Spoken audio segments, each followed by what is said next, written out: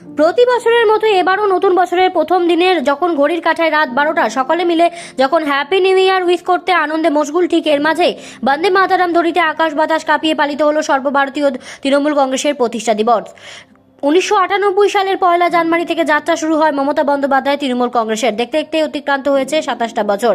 এর মধ্যে সারা দেশ সাক্ষী হয়েছে মমতা বন্দ্যোপাধ্যায়ের নেতৃত্বে নানা গণ আন্দোলনের।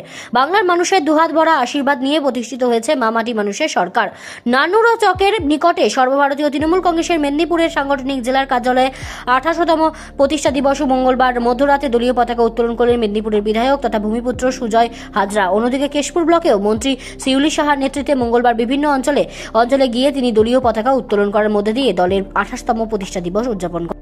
আজকে আমাদের প্রিয় দল সর্বভারতীয় তৃণমূল কংগ্রেসের 28তম প্রতিষ্ঠা দিবস। আমরা ঠিক রাত্রি 12টার সময়তে আজকে পতাকা উত্তোলনের মধ্য দিয়ে আজকে আমাদের